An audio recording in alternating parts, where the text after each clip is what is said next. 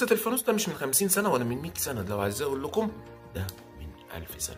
ويرجع أصلها الحاكم بأمر الله. حاكم بأمر الله عمل حاجة اوت اوف بوكس، إزاي ينور الطريق للناس عادي. إزاي يعني؟ ما هي الفوانيس زمان كانت لأصحاب الناس المسؤولة والناس الأغنياء. معاك فلوس تسوى إيه؟ تسوى فانوس. أيوه والله، أنت هو ده في وقت الحاكم، بس إن هو يطلع الفوانيس للناس عادي، ينور لأي حد. فده اللي كان مش عادي. حط الفوانيس للناس اللي رايحة تصلي التراويح. قال احنا لازم نميز رمضان عن باقي الشهور، ده رمضان يا جماعة، ده رمضان، هنسويه بأي شهر؟ لا طبعا لازم يختلف.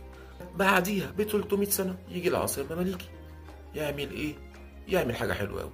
عمل الفوانيس أصغر شوية. الفوانيس كانت عبارة عن خشب ونحاس، قام عملها كمان إزاز علشان ينور الطريق لأي حد.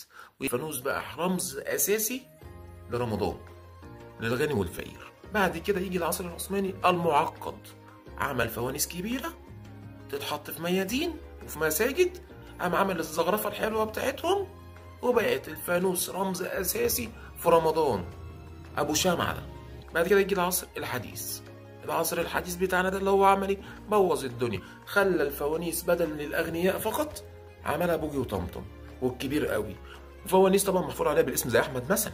افتكروا بقى لو الحكم بأمر الله طلع من تربته كده ونزل العتبة أو النزهة ولقى الفوانيس على شكل بوجي وطمطم، وهل هيرجع في قراره ولا لأ؟ سلام، كان معاكم أحمد عثمان وقصة جديدة، انتظروني.